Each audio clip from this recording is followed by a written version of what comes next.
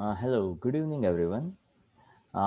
यहाँ पे आज JEE नीट के लेक्चर में हमें यहाँ पे डिस्कस करना है यूनिट 3। ओके, तो unit 3 that is consider as a laws of motion. उसके अंदर ये आपके कुछ डाउट्स थे। पहले उस डाउट्स को देखेंगे, उसके बाद ये जो आपको होमवर्क दिया था उसमें से जो जो क्वेश्चन डाउट थे वो आप मुझे बताइएगा। सबसे पहले वन बाय वन एक क्वेश्चन लेते जाते हैं। क्वेश्चन नंबर 12 पहले मैं बताता हूँ। यूनिट 3 के लिए देखिएगा, पेज नंबर आपके पास, सब लोगों के पास आपका पार्ट 1 होगा, तो प्लीज़ पार्ट 1 को ओपन करिए। वहाँ पे है क्वेश्चन नंबर 12, पेज नंबर आपको मिल जाएगा 156 पे। ठीक है, तो सॉरी वर्क एनर्जी पावर नहीं, laws of motion, right.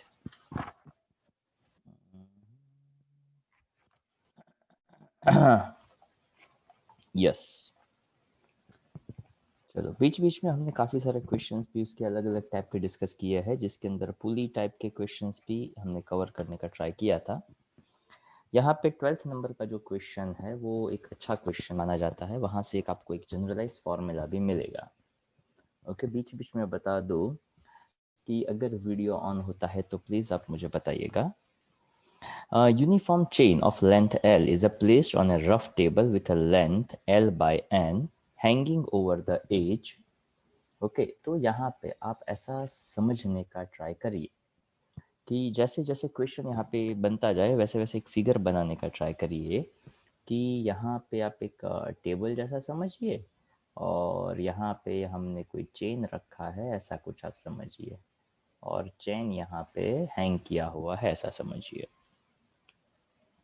L length का पूरा चेन है on a rough table with a length L by N where N is greater than L hanging over the edge. If the chain just begins to slide off the table by itself from this position, then the coefficient of friction between the chain and the table is dash। अब इसको ऐसा समझने का आप try करिए।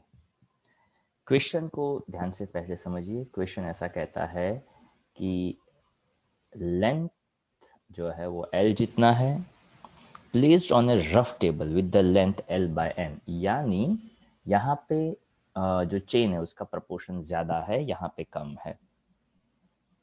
Table with the length L by N hanging over the edge, और यहाँ से थोड़ा पोर्शन हैंग किया गया है। If the chain just begins to slide off, यानी थोड़ा सा हम नीचे लेते हैं, slide off the table by itself from this position, okay, then the coefficient of friction. मतलब यहाँ पे ऐसा हमें समझने का ट्राई करना है कि यहाँ पे उसके ऊपर लगने वाला फोर्स कितना होगा। तो आपके पास फोर्स का फॉर्मूला याद होगा आपको, म्यू एस एन। ओके, और म्यू एस एन में N that is considered as a normal force. तो सबसे पहले नॉर्मल फोर्स अगर हम यहाँ पे बात करें तो इस क्वेश्चन को दो पार्ट में समझने का ट्राई करिएगा। अगर पूरा का पूरा लेंथ टेबल के ऊपर होता तो आप ऐसा कहते कि नीचे लगता है mg फोर्स, ऊपर लगता है नॉर्मल फोर्स, राइट। तो यहाँ पे हमें ऐसा समझना पड़ता, इस बात को समझने का ट्राई करिएगा कि अगर मैं ऐसा कहता हूँ कि यहाँ पे लगा हुआ total force, weight force that is mg, बरोबर, और ये ऊपर लगने वाला फोर्स नॉर्मल फोर्स होता है, पर ये यहाँ पे पूरा का पूरा मास नहीं है। सेम वे आपको टेंशन का कॉन्सेप्ट पता होगा, तो इसको मैं एक और फिगर के साथ कंपेयर करवा के समझाना चाहूँगा। मान लो यहाँ पे एक ऑब्जेक्ट होता है, हम यहाँ पे पुली लेते थे, यहाँ पे एक ऑब्जेक्ट को सस्पेंडेड करते थे, हम ऐसा कहते थे नीचे लगता है mg फोर्स और ऊपर लगता है टेंशन फोर्स। अगर ये ऑब्जेक्ट नीचे आता है तो हम ऐसा कहते हैं ma is equals to mg minus T. अगर मैं t को सब्जेक्ट बनाना चाहूँ तो हम ऐसा कहते थे t is equals to mg minus m, बराबर। तो ऐसा कोई कोई छोटा छोटा कॉन्सेप्ट हमने समझा हुआ है। अगर हम यहाँ पे ऐसा समझे कि अगर ये ऑब्जेक्ट रेस्ट पोजीशन पे है और उसमें कोई एक्सेलरेशन नहीं है, तो वहाँ पे हम ऐसा कहते हैं कि टेंशन और वेट फोर्स दोनों इक्वल है। तो यहाँ पे भी थोड़ा बहुत ऐसा समझने का ट्राई करना है कि जितना पोर्शन यहाँ पे सस्पेंडेड है तो नीचे लगेगा वेट फोर्स एंड ऊपर लगेगा जो टेंशन जिससे चेन खींचा गया है। Is equals to M G, पर यहाँ पे पूरा मास नहीं लेना इसलिए मैंने उसको एम डैश कहा है। तो जितना मास यहाँ पे सस्पेंडेड है, अब इस बात को थोड़ा सा समझने का ट्राई करिएगा कि कितना चेन सस्पेंडेड है। तो कि पूरा तो चेन सस्पेंडेड नहीं है, थोड़ा सा ही चेन सस्पेंडेड है। उसका हमें लेंथ बताया है कितना सस्पेंडेड है, तो कि टोटल लेंथ एल होता, टोटल मास अगर मैं एम लेता, तो याद करिए हमने एक छोटा सा कॉन्सेप्ट पढ़ा है जिसको कहते हैं स्मॉल मास। कैसे मिलेगा? तो कि यहाँ पे आएगा कॉन्सेप्ट डेंसिटी का, जिसको हमने नाम दिया हुआ है linear mass density is equals to total mass upon total length. तो इसके हिसाब से मास इज इक्वल्स टू बन जाएगा small density into small length, जो सस्पेंडेड था वो, और ये हो गया आपका स्मॉल मास का वैल्यू। तो lambda is consider as a linear mass density, ऐसा एक पॉइंट हम पढ़ चुके हैं, ठीक है। तो ये हो गया आपका लैम्बडा डेंसिटी, ये लेंथ जो सस्पेंडेड है वो, और ये हो गया आपका टेंशन फोर्स, पहला पॉइंट। ओके, अब क्या? तो कि अब इतना तो सस्पेंडेड है, पूरी लेंथ में से अब इतना ही पोर्शन ऊपर है, तो जो नॉर्मल लगेगा उसमें भी तो मुझे एम डबल डैश कहना पड़ेगा। तो एम डबल डैश यानी क्या? तो कि टोटल लेंथ में से जितना सस्पेंडेड है उतना उसमें से सब्ट्रैक्ट कर दो, उसको जी से मल्टीप्लाई कर दो, और ऑफ कोर्स यहाँ पे लैम्बडा ले लो। तो ये हो जाता है आपका एम डबल डैश जी। ओके, और एम डबल डैश जी मतलब क्या? तो कि नॉर्मल फोर्स। यहाँ पे दो चीज़ें समझने में आई, जो सस्पेंडेड है उसके ऊपर टेंशन लग रहा है, जो टेबल के ऊपर रखा है उसके ऊपर नॉर्मल मास रखा हुआ है। तो ये एक बन गया टेंशन फोर्स, दूसरा बन गया नॉर्मल फोर्स। अब हमारे पास रिलेशन था, क्या था? तो frictional force is equals to mu S N का। तो यहाँ पे जो फ्रिक्शनल फोर्स लग रहा है, तो ऑफ कोर्स ये जो फ्रिक्शन लग रहा है ना, that is due to the tension force, उसको खींच रहा है। तो अगर हम यहाँ पे ऐसा समझने का ट्राई करें कि नॉर्मल या तो tension force is equals to mu S N. अब टेंशन का फॉर्मूला है आपके पास, नॉर्मल का फॉर्मूला है आपके पास, और म्यू जो है वो आपको फाइंड करना है। तो अब मैं यहाँ पे एक छोटा सा आइडिया करता हूँ, म्यू फाइंड करना है इसलिए दोनों का मुझे सिर्फ और सिर्फ रेशियो ले लेना है। So you can see that mu is equals to tension force divide by normal force. Tension force का value lambda L G by N upon, यहाँ पे है lambda L minus L by N into G. तो देखा जाए तो lambda lambda cancel, G G cancel. अब यहाँ पे कैंसिल करने में थोड़ी पेशेंस रखने का, वरना गलती हो सकती है। This is L by N, यहाँ पे मैं एल कॉमन ले लूँ और N minus one by N कर दूँ, तो थोड़ी सी आसानी रहेगी, राइट। यहाँ पे देखो एल कॉमन ले लिया, one minus one by N था, उसका N minus one by N कर दिया। तो अब देखिए यहाँ पे L by N, L by N वो कैंसिल हो गया, तो हमें मिलता है one upon N minus one. तो कॉफिशिएंट ऑफ फ्रिक्शन जो है, कॉफिशिएंट ऑफ फ्रिक्शन है वो होना चाहिए one upon N minus one. तो यहाँ पे ये एक अपने आप में इम्पॉर्टेंट फॉर्मूला बन जाता है। कैसे? ध्यान से सुनिएगा। अब यहाँ पे कितना कॉफिशिएंट रहेगा, उसको अगर हम ऐसा कहें कि टोटल लेंथ जो है चेन का, उसमें से मान लो मैंने एक रैंडम सा आइडिया दिया कि वन थर्ड चेन सस्पेंडेड है, वन थर्ड चेन सस्पेंडेड है, तो आप मुझे चैट में लिखकर बताइए तो रिमेनिंग चेन कितना होगा। वन थर्ड है वो सस्पेंडेड है, ओके। तो अगर वन थर्ड नीचे सस्पेंडेड है, यस, तो मुझे आपका आंसर मिल रहा है टू थर्ड, राइट। तो वन थर्ड यहाँ पे सस्पेंडेड है। तो एज पर द क्वेश्चन, देखो क्वेश्चन में ऐसा कहा था, where N is greater than L the placed on the rough table with the larger with the length L by N, और उसमें हमें यहाँ पे N जो है ना वो हमारे लिए काम कर रहा है, तो 1/3 जो सस्पेंडेड है ना, तो यहाँ पे 1/3 लगाना पड़ेगा। 1/3 माइनस 1, ऊपर 1 जाएगा, पर यहाँ पे ये N जो है ना, अगर मान लो आपने उसको 1/3 ले लिया तो पता है क्या आंसर आएगा?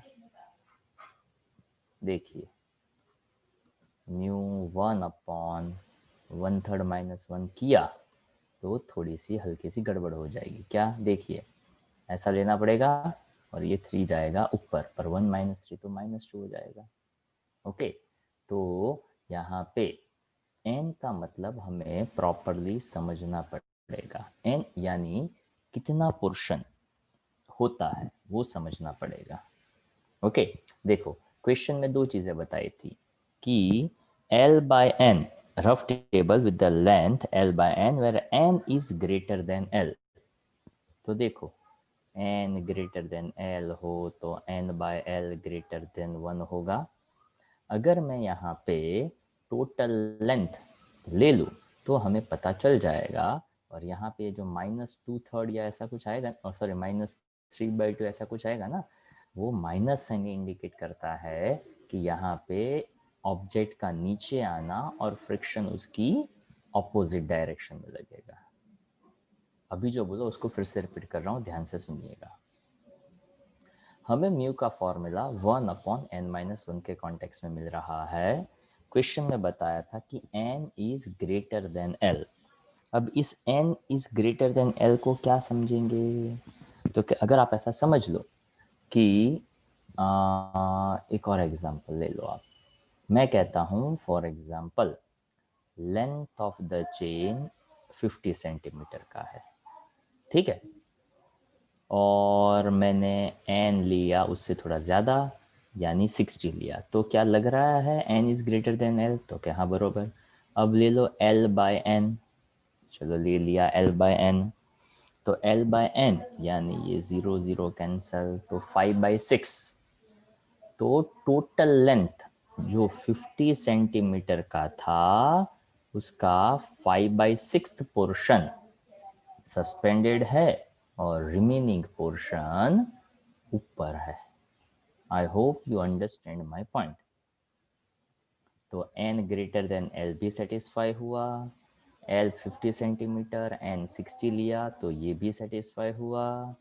l बाय n का मतलब भी मैंने समझाया कि l बाय n लेते हो तो 5/6, तो टोटल लेंथ इंटू 5/6 ये हो गया, तो 5/6 पोर्शन जो है वो वहाँ पे सस्पेंडेड है, ऐसा उसका मतलब निकलता है।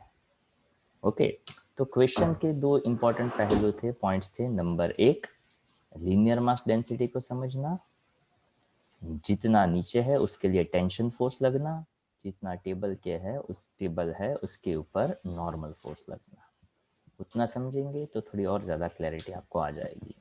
अगेन आई इंसिस्ट कि क्वेश्चन को थोड़ा सा एक और बार आप समझने का ट्राई करिएगा तो ये समझ में डेफिनेटली आ जाएगा, और ना आए तो प्लीज़ मुझे बताइएगा।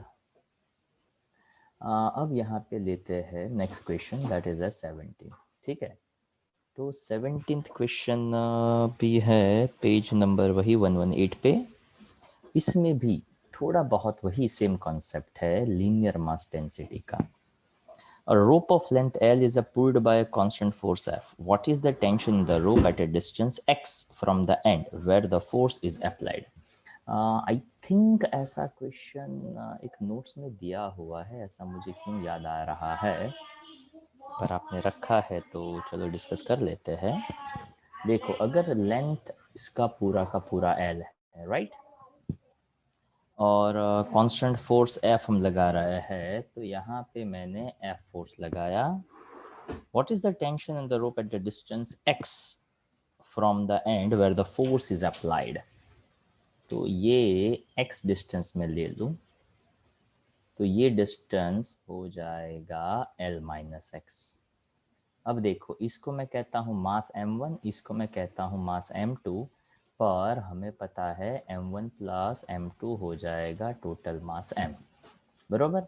अब सबसे पहले लीनियर मास डेंसिटी का कॉन्सेप्ट, मास अपॉन लेंथ, तो स्मॉलर मास क्या हो जाएगा, तो क्या स्मॉलर मास हो जाएगा डेंसिटी इंटू लेंथ, तो कि डेंसिटी इंटू लेंथ कितना है, तो कि x जितना है।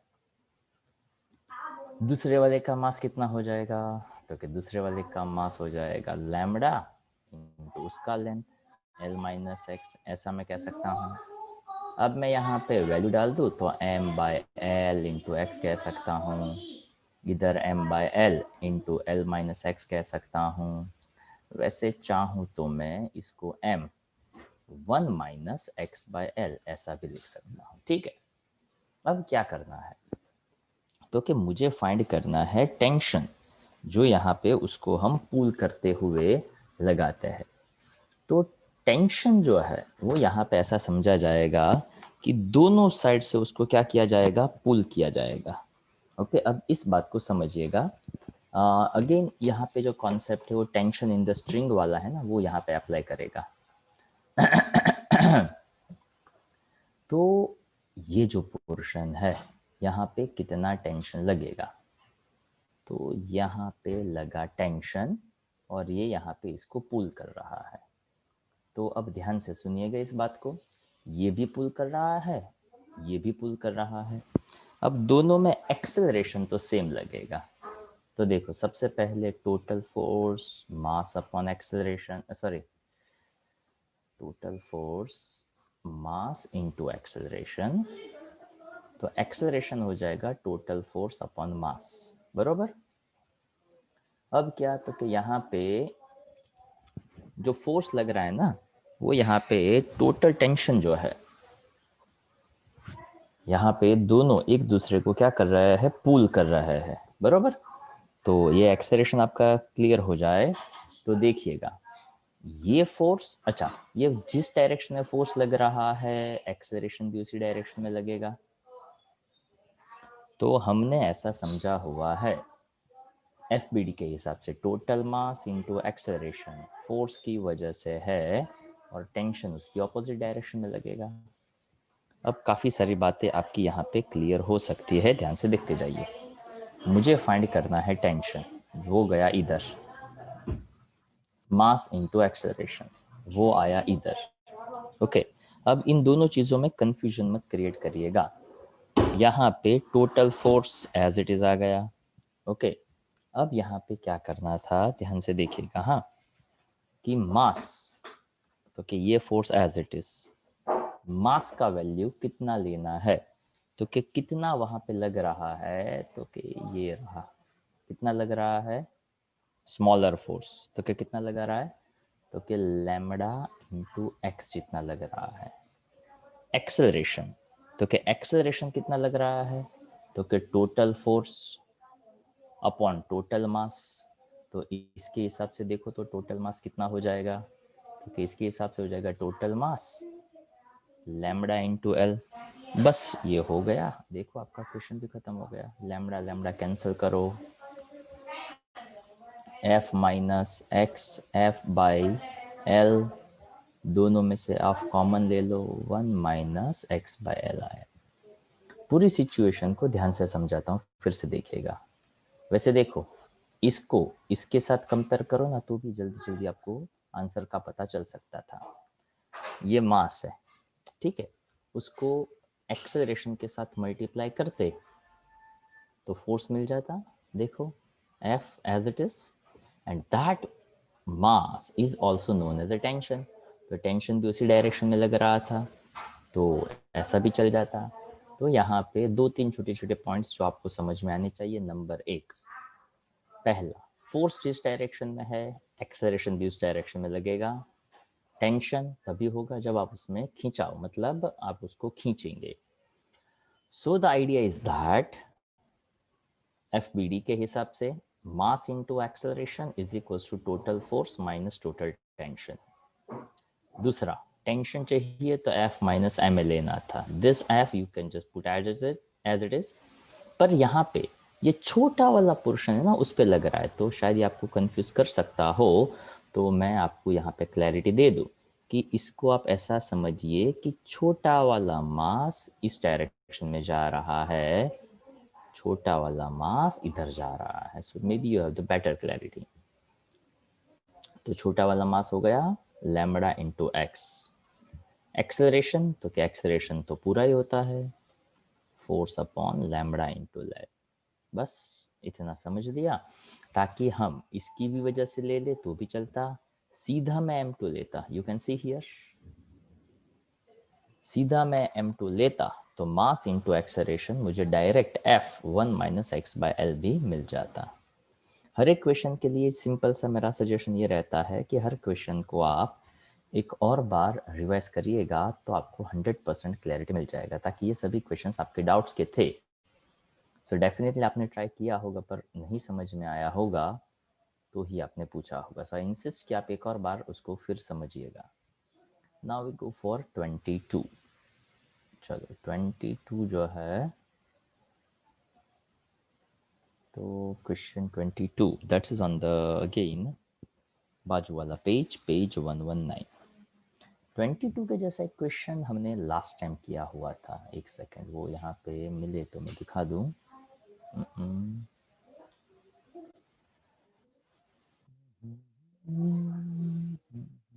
यस, ये वाला एक 9th क्वेश्चन था जिसमें थोड़ा सा फिगर सेम टू सेम था। Okay, just for the reference मैंने बताया। देखिए क्वेश्चन 22 है, वहाँ पे सस्पेंडेड सिचुएशन है और ऐसा हमें आइडिया लगाना है। वैसे काफ़ी लोगों को यहाँ पे एक छोटा सा क्वेश्चन ये हो सकता है, figure shows a girder supporting a load of 10,000 Newton.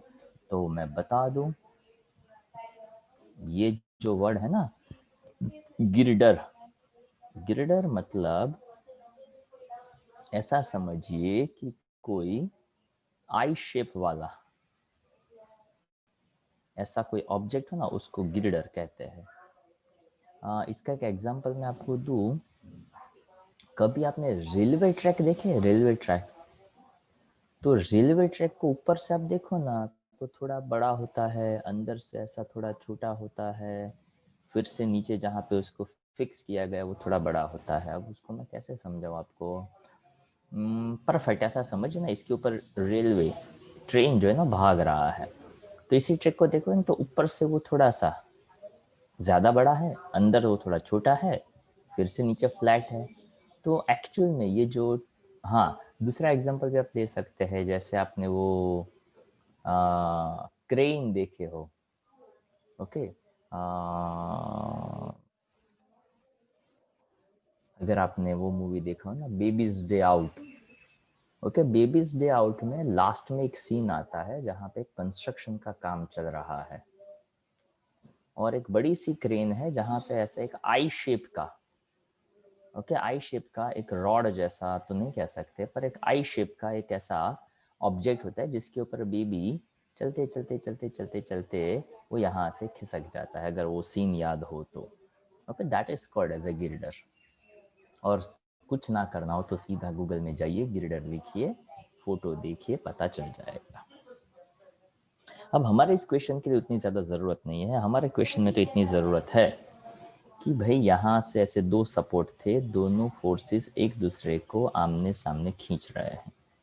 Okay समझ में आ रहा हो तो प्लीज़ यहाँ पे चैट बॉक्स में लिखिएगा, ताकि मैं अभी भी नहीं दिख रहा हूँ शायद आप लोगों को, और आपका भी मुझे नहीं पता चल रहा है, ताकि आवाज़ मुझे आज नहीं आ रही है आपकी। तो यहाँ पे दो फोर्सेस लग रहा है ऐसा समझिए, ये यहाँ पे ऐसा कनेक्टेड है ऐसा समझिए, नीचे 30 डिग्री टोटल है और नीचे यहाँ पे 10,000 मास सस्पेंडेड है। ओके 10,000 न्यूटन फोर्स जो है वो लगाया हुआ है ऐसा समझना है। तो F in newton in the Gilder. अब देखो ये बहुत बहुत सिंपल चीज़ें आप ऐसे समझ सकते हैं, जिसमें आप एक हल्का सा अपना वाला आइडिया जो है वो अप्लाई कर सकते हैं। आपको आई थिंक कंपोनेंट का कॉन्सेप्ट पता हो तो आपका काम आसान है। देखो यहाँ पे 30 डिग्री, यहाँ पे भी 30 डिग्री बताया, तो हमें पता है जिसने बनाया थीटा वो बनाता है कॉस थीटा। ओके, तो यहाँ पे सेम फोर्सेस लग रहा है, तो यहाँ पे आप ऐसा कह दो सेम टेंशन लग रहा है।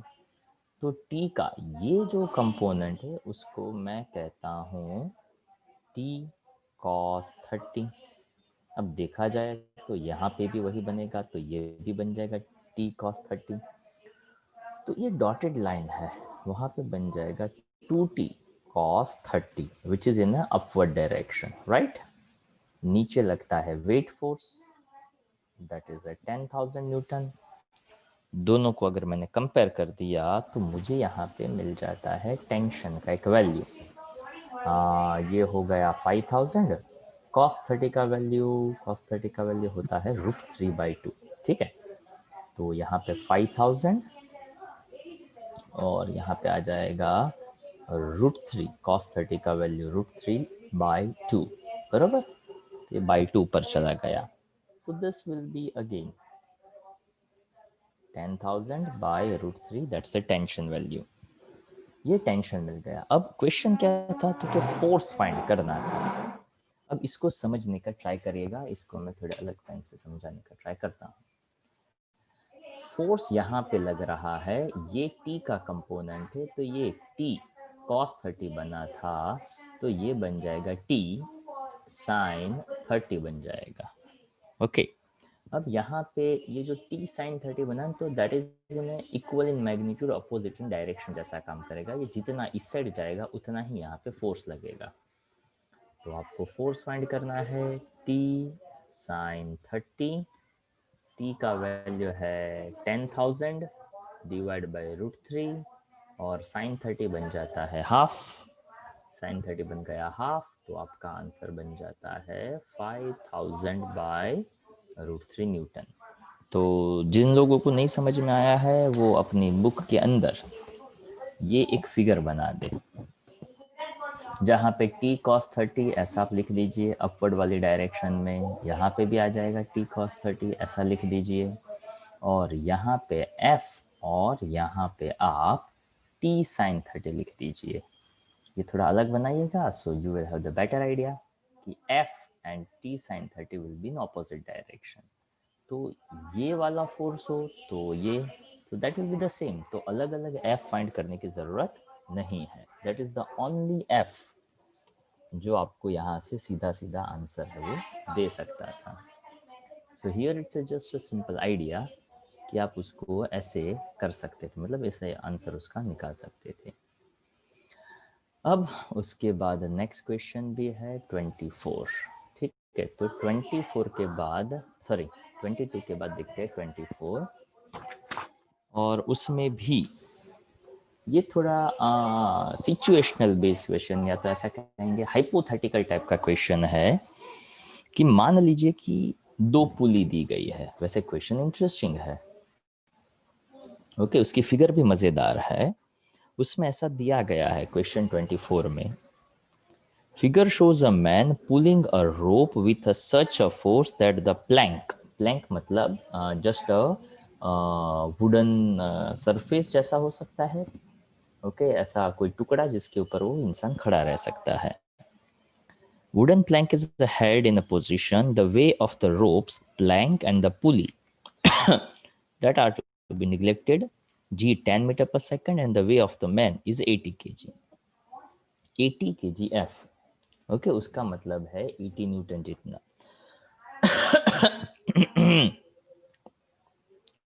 तो उसको यहाँ पे समझना ऐसा है, force with which the man pulls the rope. अब इसके लिए फिगर बनानी बहुत ज़्यादा ज़रूरी रह जाएगी। ये एक सपोर्ट जिसमें यहाँ पे एक पुली है, पुली का एक एंड जहाँ पे रोप है, और इसी प्लैंक को खींचता हुआ दूसरा रोप इधर है। अब मज़ेदार चीज़ क्या है, तो कि ये रोप यहाँ पे एक पुली है उसके साथ कनेक्टेड है, इसका दूसरा एंड यहाँ पे एक इंसान खड़ा है उसके हाथ में है। तो चलो इंसान को खड़ा कर देते हैं, ये यहाँ पे हो गया वो इंसान, ओके, जिसके हाथ में ये रोप है, और यहाँ से ये पुली जो है वो यहाँ पे कनेक्टेड है, ओके, स्ट्रेट है, ऐसा समझना है आपको। मतलब यहाँ पे जितना टेंशन लगेगा वही टेंशन यहाँ पे लगेगा, ये जितना पुल करेगा। अब देखिए सिचुएशन कितनी मज़ेदार है, ये इंसान जितना पुल करेगा ना उतना ये ऊपर जाएगा, अब ये जितना ऊपर जाएगा उतना ये कहाँ जाएगा, तो कि वो भी ऊपर खींचा जाएगा। तो अल्टीमेटली ये पूरा सिस्टम कहाँ जाएगा, ऊपर जाएगा। फिर से क्वेश्चन देखिए, a man pulling a rope with such a force that the plank is held in position, the way of the rope, plank and the pulley are to be neglected. मतलब उसको उस तरह से खींचना है, the weight of the rope, plank and pulleys are to be neglected, and G becomes G is 10, weight of the man is 80, the force with which the man pulls the rope। मतलब इंसान जो है वो कितने force से उसको खींचेगा। अब इसको समझने के लिए आपको फ्री बॉडी डायग्राम का फिर से सहारा लेना पड़ेगा। अब फ्री बॉडी डायग्राम को समझने के लिए ऐसा सोचिए कि देखो यहाँ पे ये खींचा जा रहा है, इसलिए यहाँ पे टेंशन लगेगा, पर जितना टेंशन यहाँ होगा उतना यहाँ पे होगा, पर ये इंसान भी तो खींच रहा है। तो समझना ऐसा पड़ेगा कि सबसे पहले ये स्मॉलर पुली को समझना पड़ेगा। तो इसको मैं पुली 1 और पुली 2 ऐसा कहता हूँ। तो इसको T2 कह देता हूँ, सेकंड पुली वाला। यहाँ पे जो लगेगा उसको मैं T1 कह देता हूँ। ठीक है, तो ऐसा समझिए कि T1 कहाँ लग रहा है, तो कि ये ऊपर जा रहा है, इंसान अपने आप को नीचे खींच रहा है रोप को। So it is just something like that कि T1 का वैल्यू T इधर भी और इधर भी, तो दोनों साइड से अगर वो नीचे आएगा तो ही ये बैलेंस हो पाएगा। तो T2 जो है वो जितना ये और जितना ये पुल करेगा उतना लगेगा। So that T2 is equals to 2T। अब जितना ये जाएगा उतना ही ये यहाँ पे लगेगा, तो टेंशन तो दोनों डायरेक्शंस में लगता है, तो T2 that will B 2T। तो सबसे पहला पॉइंट तो अपने को ये समझ में आना चाहिए कि एक स्ट्रिंग तो एक टेंशन यहाँ पे दोनों साइड का खींच रहा था, उतना ही टेंशन ऊपर बैलेंस करने के लिए जाएगा। तो दोनों के टेंशंस को ऐड ऑन करेंगे, तो T1 का अपना वैल्यू T जितना था, दोनों साइड T1 लग रहा है, तो T1 plus T1 that gives T2 value. तो ये बन जाएगा आपका 2T का वैल्यू। अब क्या क्या होगा, तो कि ये एक प्लैंक है जिसके ऊपर उस इंसान को खड़ा किया हुआ है। तो देखिए उसी प्लैंक के कॉन्टेक्स्ट में हम ऐसा समझेंगे कि ऊपर लग रहा था इस रोप में 2T जितना टेंशन, ये जो है सिंगल वाला वो भी प्लैंक के साथ कनेक्ट है इसलिए वो T वाला टेंशन, और इंसान उसके ऊपर खड़ा है। ठीक है, तो उसकी वजह से लगने वाला उसका वेट फोर्स का हो, जितना वेट फोर्स लगेगा उतना ही यहाँ पे नॉर्मल फोर्स लगे। तो नॉर्मल नीचे है, दोनों ये ऊपर है, तो टोटल नॉर्मल फोर्स क्या बन जाएगा 3T जितना। मतलब जितना नीचे उतना ही कहाँ लगेगा, ऊपर। पहला पॉइंट। तो ये जो भी हमने डिस्कस किया, ये सब कुछ हमने डिस्कस किया प्लैंक के लिए। अब बारी आती है इंसान की।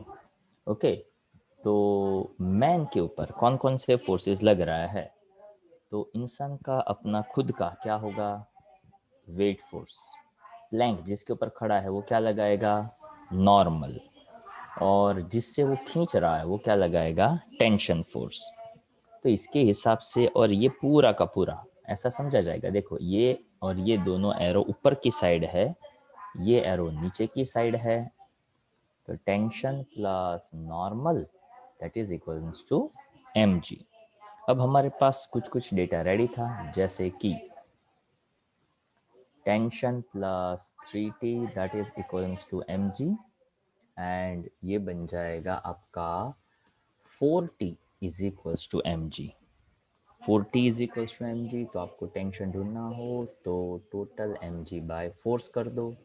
m बता दिया हुआ है 80, जी 10 और ये 4। ओके, 4 टू जा तो आपको आंसर मिल जाएगा 200। तो again in the question number 24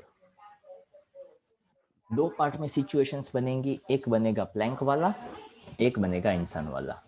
Planck के ऊपर टोटल यहाँ पे स्ट्रिंग यहाँ पे स्ट्रिंग पर ये स्ट्रिंग इस पुले के साथ कनेक्टेड था, तो यहाँ पे और यहाँ पे टोटल टेंशन लगेगा, this tensions in upper directions, तो वो टोटल एड ऑन होके ये पूरा टेंशन इस पे लगेगा। सो T plus T that give us A 2T, वो 2T ऊपर, ये T भी ऊपर, दोनों प्लैंक पे लगने वाला, और उसका वेट फोर्स नीचे वाला, तो ये पॉइंट।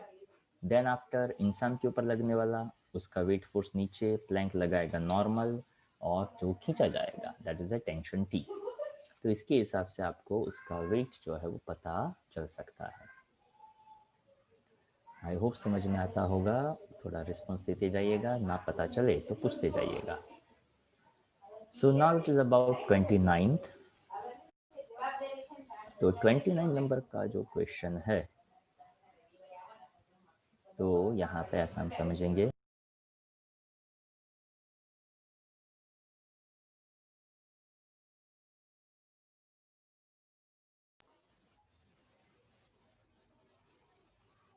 ओके। तो 29 नंबर का जो क्वेश्चन है, which is also on the page 119, वहाँ पे फिगर बनाएंगे तो आपको ज़्यादा बेनिफिट हो सकता है। A block of mass 3 kg is placed on the raw horizontal surface। तो चलो डेटा लिखते जाइए। मास 3 kg का है, म्यू 0.4 का है, उसके बाद फोर्स लगाया है 8.7 न्यूटन का, applied on the block G10, then the force of a friction between the block and the floor। अब देखो यहाँ पे ये क्वेश्चन जो है 29, उसको आप एकदम सिंपल तरीके से, एकदम सिंपल तरीके से देखोगे ना तो भी पता चल जाएगा। एक सरफेस, उसके ऊपर एक ब्लॉक, आपने मान लो कोई भी एक डायरेक्शन में फोर्स लगाया, इस डायरेक्शन में फोर्स लगाया तो फ्रिक्शन ऑपोजिट डायरेक्शन में लगेगा, वो तय है। ऊपर लगेगा नॉर्मल, नीचे लगेगा mg, और क्वेश्चन हो गया खत्म। अगर आपने इतना ही सोच लिया तो भी आपका सही तरीके से काम खत्म हो सकता है। देखिए, क्या सबसे पहले आप ऐसा समझ लीजिए कि क्या क्या डेटा दिया है। म्यू दिया है तो क्या हाँ, टोटल फोर्स दिया है तो क्या हाँ, मास दिया है तो क्या हाँ, ऑफ कोर्स जी तो होता ही है 10 मीटर पर सेकंड स्क्वायर। ओके, इतना तो डेटा है ही हमारे पास। तो सबसे पहले यहाँ पे हमें ऐसा बताना है कि फ्रिक्शनल फोर्स कितना लगेगा, कि वो म्यू एस एन जितना होता है। म्यू एस तो कि म्यू तो दिया हुआ है 0.4, नॉर्मल फोर्स तो कि वो तो एम जी जितना होगा, तो एम जी डायरेक्ट ले लो 30, 3 4 12, तो सीधा यहाँ पे 12 न्यूटन का स्टैटिक फ्रिक्शन आ गया। अब देखो यहाँ पे सिंपल सी बात ये है कि ऑब्जेक्ट के ऊपर आप फोर्स कितना दे रहे हो, तो हम दे रहे हैं 8.7 का फोर्स। फ्रिक्शन जो उसको अपोज कर रहा है वो कितना लगा रहे हैं, 12 न्यूटन का। तो क्वेश्चन की रिक्वायरमेंट ऐसी थी कि अगर हम 8.7 न्यूटन का फोर्स अप्लाइड करते हैं, then the force of friction between the block and the floor. तो यहाँ पे फ्रिक्शनल फोर्स को कहा जाता है सेल्फ एडजस्टिंग फोर्स। उसका मतलब क्या, तो कि अभी तो ये ब्लॉक मूव होने ही नहीं वाला है, अभी आप 8.7 का फोर्स दे रहे हो ना, तो उस टाइम पे फ्रिक्शन 12 न्यूटन तक इस ब्लॉक को मूव नहीं होने देगा। I repeat, frictional force is called as a self adjusting force. जैसे जैसे आप फोर्स बढ़ाते जाएंगे वैसे वैसे फ्रिक्शनल फोर्स भी बढ़ता जाएगा। तो उसका मतलब ये कि अभी ये 8.7 जितना फोर्स लगा रहे हैं, तो इसमें से फ्रिक्शन भी 8.7 जितना ही लग रहा होगा। मैं ये फोर्स बढ़ाते बढ़ाते 11 न्यूटन पे जाऊंगा, तो फ्रिक्शनल भी 11 न्यूटन हो जाएगा। ये फोर्स बढ़ाते बढ़ाते जैसे मैं 12.1 पे पहुंचूंगा, तो फ्रिक्शन तो मैक्सिमम कितना हो सकता था, 12 न्यूटन जितना। जैसे ही ये फोर्स बढ़ा, ऑब्जेक्ट जस्ट स्टार्ट करेगा मूव करना। तो ये मैक्सिमम फ्रिक्शन लग रहा था, तो जैसे जैसे आप फोर्स लगाते हो उतना ही फ्रिक्शनल फोर्स लगेगा। तो क्वेश्चन की रिक्वायरमेंट ऐसी थी कि कितना फ्रिक्शनल लगेगा, तो जितना अभी आप फोर्स लगा रहे हैं फ्रिक्शनल भी उतना ही लगेगा। नाउ फॉर 32 आई थिंक वो भी उसी पेज से स्टार्ट हो रहा है क्वेश्चन। अच्छा, कोई भी क्वेश्चन मैं कर रहा हूँ ना, तो प्लीज़ आप क्वेश्चन भी मेरे साथ साथ पढ़ते जाइएगा, वरना पता नहीं चलेगा कि हम कहाँ पे घूम रहे हैं। चलो, ये क्वेश्चन है, उसके लिए भी पीछे फिगर नहीं दिया हुआ है, फिगर होता है तो अपने को ज़्यादा आसानी रहती है। सो आई इंसिस्ट कि आप फिगर बनाइए। A triangular block of mass m with the angle 30, 60 and 90 rest with its 30। अब ये कितनी सिंपल सी बात है, पर पता नहीं ऐसा प्रेजेंट क्यों करते हैं। देखो, ये एक ऐसा ट्राइंगल ले लो, बरोबर, ये हो गया 30 डिग्री, ये हो गया 90 डिग्री, ये हो गया 60 डिग्री। अब इसमें 30, 60, 90 वाला ट्राइंगल 30, 90 रेस्ट पे है, ऐसा सब कुछ बताने की कहाँ ज़रूरत है। एक छोटा सा फिगर दे देते तो हमें जल्दी पता चल जाता। तो triangular block of mass capital M with this angles and side on the horizontal surface. चलो ठीक है, ये हो गया आपका हॉरिजॉन्टल टेबल। अब a cubical block of mass small M rest on the 60-30 degree. अरे भाई, इंक्लाइंड प्लेन पे एक ब्लॉक रखा है, सिंपल सिंपल बताओ ना। The acceleration which m मतलब capital M must have relative to the table to keep small m stationary। अब सिचुएशन समझिए, मैं इसको फोर्स दूं तो भी ये ब्लॉक नीचे नहीं आना चाहिए। ओके, तो क्वेश्चन की रिक्वायरमेंट ऐसी है कि आप कैपिटल एम वाले को, मतलब इसका मास कैपिटल एम, इसका मास स्मॉल एम, ट्राइंगल को आप इतना फोर्स दो या तो एक्सेलरेशन दो that must have relative to the table to keep small m stationary relative to the triangular block assuming frictionless contact। मतलब यहाँ पे सिचुएशन ऐसा बन गया कि ये जाएगा आगे, ठीक है। अब ये जाएगा आगे, तो उसके लिए एक छोटा सा आइडिया क्या लगाना पड़ेगा, तो क्या हमें यहाँ पे उसके कंपोनेंट्स देखने पड़ेंगे। तो कंपोनेंट का आइडिया जितना आपका क्लियर होगा उतना आपको ज़्यादा पता चलेगा। सबसे पहले नीचे लगता है mg, पढ़ा होगा आपने ऐसा कुछ कुछ। यहाँ पे बनेगा थीटा, तो ये बन जाएगा mg, यानी स्मॉल mg वाला, हाँ, mg cos 30। यहाँ पे लगेगा स्मॉल mg sin 30। ओके, ये इतना पता चलना चाहिए। अब क्या हो रहा है, तो कि अब यहाँ पे ऐसा देखना है कि ये ऑब्जेक्ट इस डायरेक्शन में है, बरोबर। अब ये ऑब्जेक्ट इस डायरेक्शन में है, तो इस लाइन को मैं इस इंक्लाइंड प्लेन के साथ बना दूं यहाँ पे 30 डिग्री।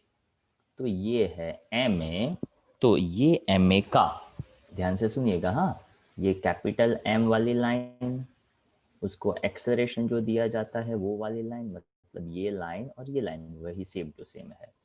मैंने सिर्फ ये लाइन को यहाँ पे फिर से खींचा ताकि मुझे कैपिटल एम ए के कंपोनेंट मिले। तो ये वाली डायरेक्शन में, यानी यहाँ पे बनेगा कैपिटल एम ए का कॉस कंपोनेंट, ताकि जिसने बनाया थीटा वो बनेगा कॉस थीटा। तो जहाँ पे है एम जी साइन 30, उसकी ऊपर वाली डायरेक्शन में कैपिटल एम ए कॉस 30 का कंपोनेंट बनेगा। दूसरा, इससे परपेंडिकुलर यानी ये वाली डायरेक्शन, उसमें बनेगा एम ए साइन 30 वाला कंपोनेंट। तो ये वाली लाइन, तो ये वाली लाइन बनी, मतलब वो कहाँ बनेगा, तो कि नीचे वाली डायरेक्शंस में बनेगा। अब देखना ये है कि ऑब्जेक्ट, यानी ये जो स्मॉल एम है ना, वो स्टेशनरी रहना चाहिए। तो देखो, तो ये नीचे स्लाइड नहीं करना चाहिए, उसका मतलब क्या, एम जी साइन 30 जो उसको नीचे स्लाइड होने देने वाला था, और कैपिटल एम में cos 30, वो दोनों इक्विलिब्रियम में आ जाएंगे। अगर वो दोनों इक्विलिब्रियम में आ गए तो ही हमारा पर्पस सॉल्व हो पाएगा। Again I explain, for this whole question हमें पता चलना चाहिए कि कैपिटल एम एक ट्राइंगल है, स्मॉल एम उसके ऊपर रखा हुआ एक ब्लॉक है, स्मॉल एम के कंपोनेंट कैसे बनते हैं वो हम पहले काफ़ी बार पढ़ चुके हैं। यहाँ पे ये जो ऑब्जेक्ट मोशन में था वो एक्सेलरेशन का कंपोनेंट आज हमने पहली बार देखा, समझने का ट्राई किया। वैसे सिंपल सा था कि एक्सेलरेशन इधर लग रहा था, ट्राइंगल का ये इंक्लाइन प्लेन इधर था, तो कॉरस्पॉन्डिंग एंगल से ये 30 डिग्री बन जाता, तो ये cos 30 और ये sin 30 बनता। बस यहाँ पे अब थोड़ा थोड़ा काम आसान करते जाइए। एक्सेलरेशन को सब्जेक्ट बनाना है, स्मॉल m इंटू जी sin 30, नीचे आ गया कैपिटल M और cos 30। ओके, तो यहाँ पे आपको स्मॉल m और कैपिटल M की अगर कोई वैल्यू दी गई है तो ठीक है, अदरवाइज चलेगा। देखो sin 30 अपन cos 30, वो तो डायरेक्टली आप कह सकते हो दैट इज ए tan 30।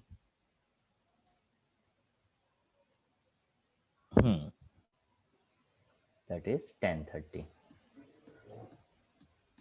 अब यहाँ पे ये आ गया g tan 30। अब यहाँ पे ऐसा हमें करना पड़ेगा कि अगर मैं चाहता हूँ कि ये वाला जो ब्लॉक है वो स्टेशनरी रहे, तो इसका मतलब हमें ऐसा निकालना पड़ेगा कि इस ब्लॉक के ऊपर भी एम ए cos 30 जितना ही एक्सेलरेशन लगता होगा। क्यों? तो के ब्लॉक ट्राइंगल वाला और क्यूबिकल ब्लॉक दोनों एक दूसरे के रिस्पेक्ट में स्टेशनरी होने चाहिए। तो जितना एम ए cos 30 ट्राइंगल वाले का लगता है, उतना ही एम ए cos 30 इस ब्लॉक का भी लगना चाहिए। That you called as a acceleration of this block due to this triangular one. तो यहाँ पे आपको ऐसा कहना पड़ेगा, दिस एम जी, मतलब यहाँ पे जो आप ले रहे थे ना एम ए वाला, so you can just add a simple point here कि mg sin 30 और ये ma cos 30 ले रहे थे, जितना ट्राइंगल का ये कंपोनेंट था उतना ही क्यूबिकल का भी एक्सेलरेशन उतना ही बनेगा। ये एक पॉइंट होना चाहिए। अब जैसे ये ले लिया तो उसका मतलब ये, ध्यान से फिर से देखिएगा, ब्लॉक यानी ट्राइंगल वाला और क्यूबिकल दोनों साथ साथ जा रहे हैं, तो जितना एक्सेलरेशन ट्राइंगल वाले का होगा same to same acceleration small M का होगा, और फिर भी वो मूव नहीं होना चाहिए। तो इसके हिसाब से this one is also small M, M cancel, G tan 30 और tan 30 का वैल्यू आपको पता है that will be g by √3। तो यहाँ पे जितना ट्राइंगुलर शेप वाले का एक्सेलरेशन, सेम एक्सेलरेशन जो है वो हमें स्मॉल ब्लॉक का भी मिलना ही चाहिए। चलो 29 के बाद था 38। 38 जो है that is on the page 120। वहाँ पे ये अभी जो क्वेश्चन किया ना उससे काफ़ी सिमिलरिटीज आपको मिल सकती है, ताकि वहाँ पे फिगर दिया हुआ है, जो अभी बनाया था ना वैसा ही था। पहले मैं फिगर बना देता हूँ, बाद में क्वेश्चन पढ़ता हूँ। ये ऐसा है, ये ऐसा है, अरे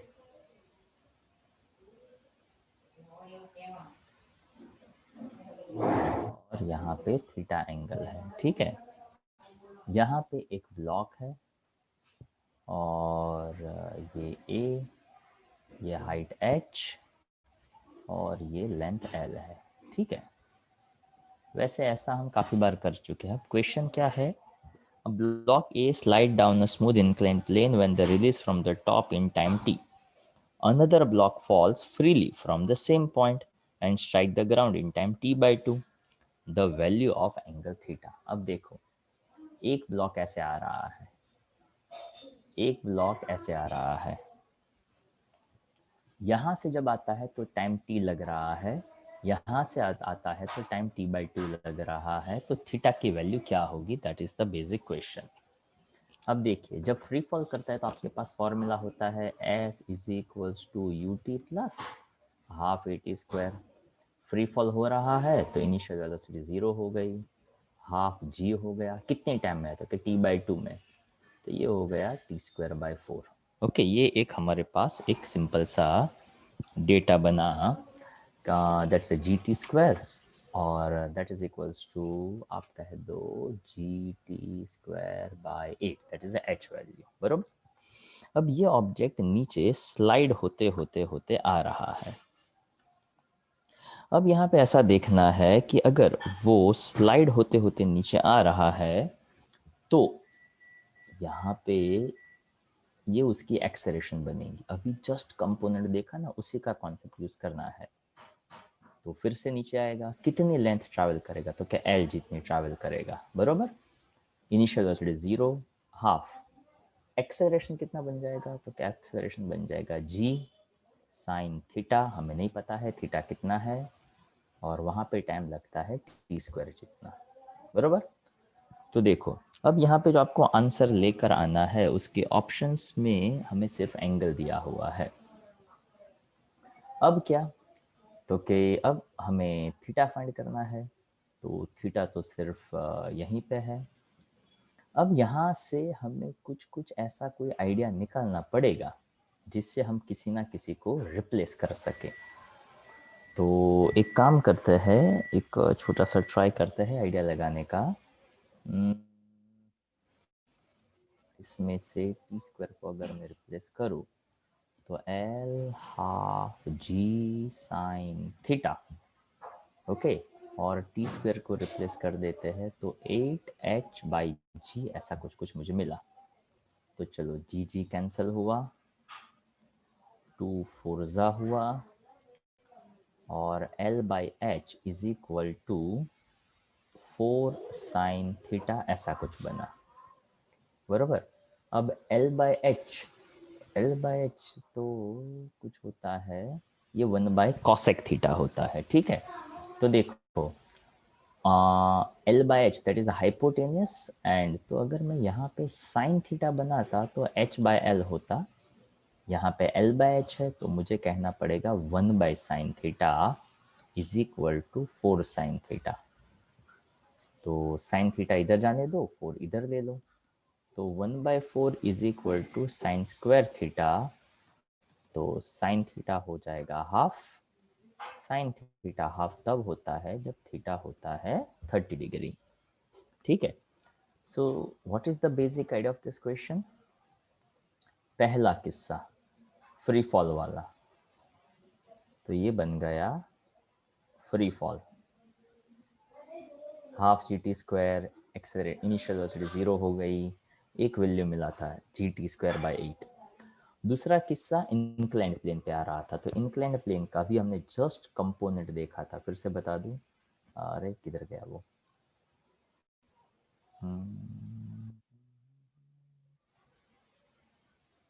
ओके, तो कंपोनेंट वाला किधर गया भाई तू, यस,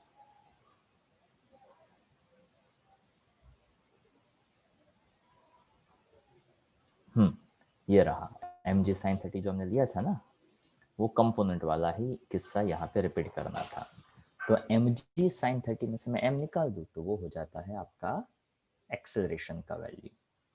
तो वहाँ से मुझे एक L का रिलेशन मिला। अब मैंने क्या किया, तो कि वो t² को ऊपर वाले क्वेश्चन से सब्स्टिट्यूट किया, तो t² is equal to 8h/g ऐसा मिलता। तो साइन थीटा इंटू 4, और ये h गया डिनोमिनेटर में, साइन थीटा h/l होता है, तो ये हो जाता है sin² थीटा 1/4। कोई कोई किस्सों में अभी समझ में ना आए तो आप उसका स्क्रीनशॉट भी लेकर बाद में भी समझ सकते हैं, या तो वीडियो को फिर से रिवाइंड करके भी समझने का ट्राई आप कर सकते हैं, ठीक। चलो अब उससे थोड़ा सा आगे 3 क्वेश्चंस है, वी जस्ट चेक दैट, अगर सिंपल सिंपल से है तो अभी करवा देते हैं। चलो यहाँ पे उसके बाद है 47, 49 एंड 44। तो चलो देख लेते हैं 47, 49 एंड है 44। तो एक कर देते हैं, बाकी के दो देख लेंगे। 47 पहले देख लेते हैं, आपका डाउट था तो 47।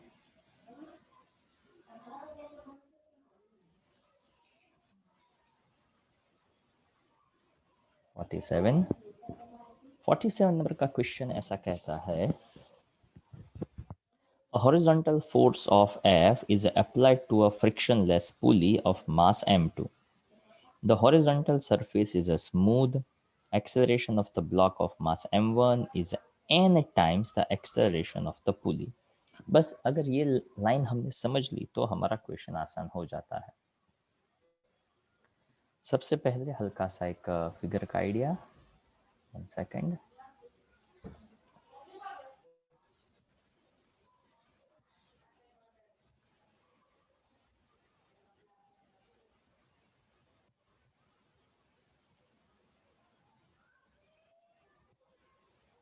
यहाँ से हमने फोर्स दिया और ये तो यहाँ पे फिक्स्ड ही है, ठीक है। अब होगा क्या, फोर्स जैसे जैसे आगे देंगे, वैसे ये तो वहीं का वहीं है, तो समझा ऐसा जाएगा, इसका मास दिया हुआ है पुली का m2 और इसका दिया है m1।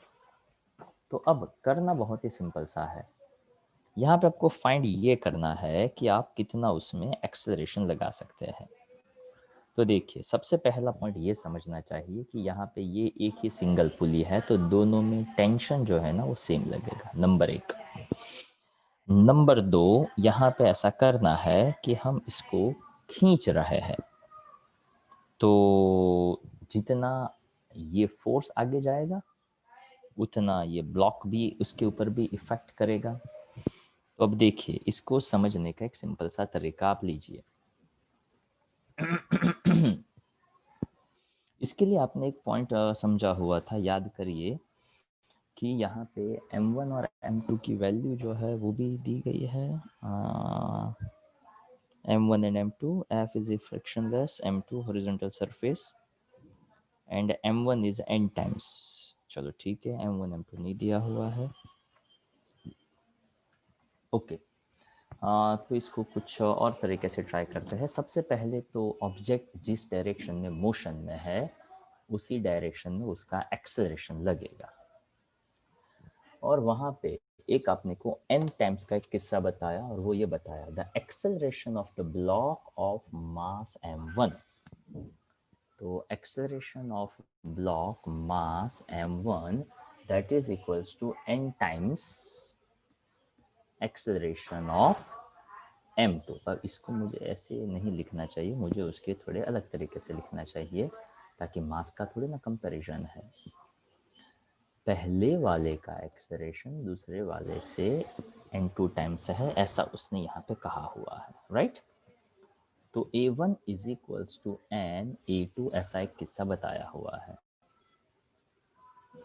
अब यहाँ पे मुझे ऐसा कुछ कुछ सोचना पड़ेगा कि इसके ऊपर जो फोर्स लग रहा है, ओके, तो डिस्प्लेसमेंट करेगा, तो डिस्प्लेसमेंट करेगा तो कुछ बात बनेगी।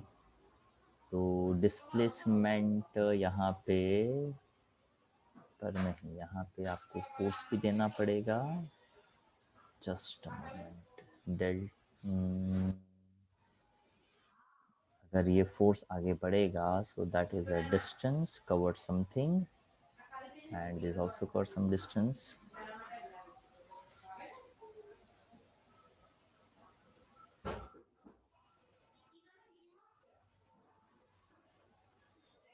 ओके, तो देखिए यहाँ पे हम ऐसा सोचते हैं कि ये ऑब्जेक्ट थोड़ा सा मोशन में आएगा, तो ये कुछ डिस्टेंस ट्रैवल करेगा, पर उससे हमें एक्सेलरेशन का रिलेशन तो मिल सकता है।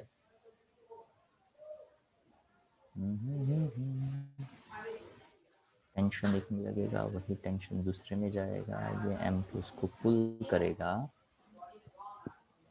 पर दोनों का वैल्यू चलो, इसने कुछ डिस्टेंस ट्रैवल किया dx, ऐसा मैं समझ लूँ। ओके, पहला वाला ऑब्जेक्ट कुछ मोशन में आया, मास m1 ने कुछ dx1 जितना डिस्टेंस ट्रैवल किया, ठीक है। और हाँ, अब लग रहा है कुछ हो सकता है। ये इसको पुल करेगा तो फोर्स इधर भी लगेगा, तो यस, अब समझ में। देखो, ये यहाँ पे रिजिड सपोर्ट है। अब ये इस स्ट्रिंग को कहाँ खींचेगा, तो अब समझने का ट्राई करिएगा कि ये पुली जो है उसको हम खींच रहे हैं, जिसके थ्रू ये ऑब्जेक्ट आगे बढ़ेगा, ठीक है। तो इसमें जो टेंशन यहाँ पे लगेगा ना, उसी का गेम मुझे तो लग रहा है कि यहाँ पे होगा कैसा। तो क्या होगा ऐसा कि हम फोर्स देंगे इस डायरेक्शन में, पर ये दोनों ही स्ट्रिंग, ताकि ये यहाँ से फिक्स्ड है तो वो उसको टेंशन लगाएगा इस डायरेक्शन में, नंबर एक। और ये मास जो है वो भी यहाँ पे पकड़ा हुआ है, तो वो भी लगाएगा टेंशन इस डायरेक्शन में। एक सेकेंड, उसको थोड़े अलग तरीके से समझे, शायद हो सकता है। 1 सेकेंड। ताकि एक्सेलरेशन का एक रिलेशन है ना, तो यहाँ पे ये पुली है, उसके साथ यहाँ पे ब्लॉक है। ओके, इसका मास m1 है और मैं फोर्स इसको दे रहा हूँ, ठीक है। अब m2 है। अब होगा ये कि आप फोर्स इधर दे रहे हो, उस वजह से वहाँ पे तो कोई एक्सेलरेशन लगेगा, पर होता ये है कि ये रिजिड सपोर्ट यहाँ पे टेंशन डेवलप करेगा, क्योंकि टेंशन टुवर्ड्स द सपोर्ट होगा। ये भी यहाँ पे खींचेगा, so that also create the tension in this direction. तो यहाँ पे जो टोटल फोर्स लग रहा है, वो फोर्स इन दो टेंशंस की अपोजिट डायरेक्शन में लगेगा, and that create the tension also in this direction. तो ऐसा एक पॉसिबिलिटी बना कि m2 के लिए देखा जाए तो दोनों टेंशन इस डायरेक्शन में लग रहा है, और m1 जो है वो सिर्फ फोर्स की डायरेक्शन में ही खींचा जाएगा। So we can say that कि वो ये फोर्स इधर खींचेगा, तो ये ब्लॉक भी इधर शिफ्ट तो होगा ही होगा। तो इसका जो एक्सेलरेशन होगा वो a2 इधर होगा और a1 इस डायरेक्शन में होगा, जो इसको खींचेगा इधर।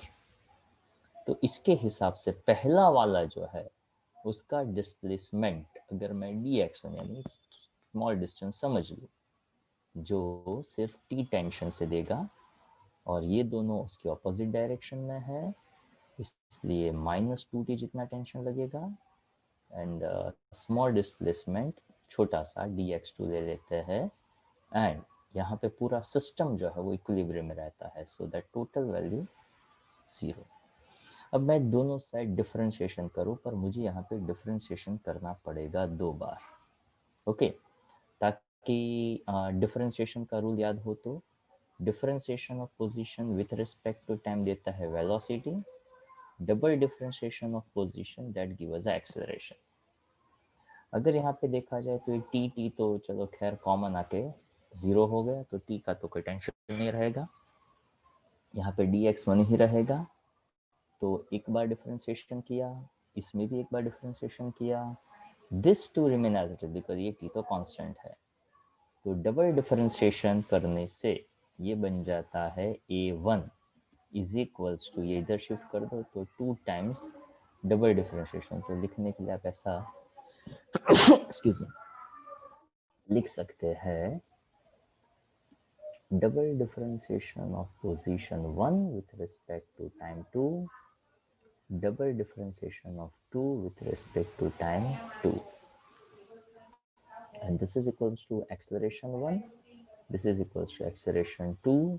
ऐसी सिचुएशन बताई है, तो इसके हिसाब से हम कह सकते हैं कि ये n जो है वो 2 के इक्वल हो सकता है, ओके।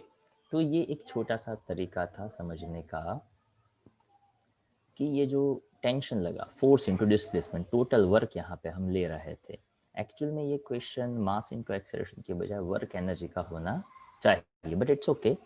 टेंशन लगा और इनटू डिस्प्लेसमेंट किया ताकि टोटल वर्क डन जैसा कुछ हमें यहाँ पे समझना था। अभी आप लोग एक काम करिए, मुझे आपके डाउट्स चैट बॉक्स में लिख कर भेजिए फटाफट, तो मैं यहाँ पे नोट डाउन करता जाऊँ। और यहाँ से दो अभी लेने हैं, 44 और 49 मैं यहाँ पे लिख देता हूँ। ओके, तो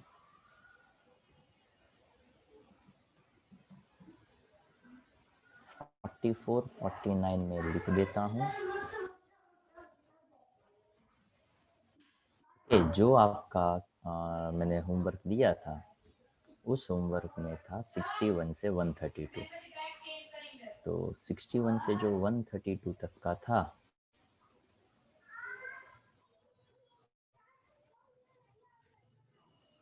ओके, तो 61 से 132 के बीच के जो डाउट्स है, अभी जो यहाँ पे है, वो अपने अपने डाउट्स चैट बॉक्स में लिखकर मुझे भेजिए, तो मैं यहाँ पे उसको नोट डाउन कर दूँ।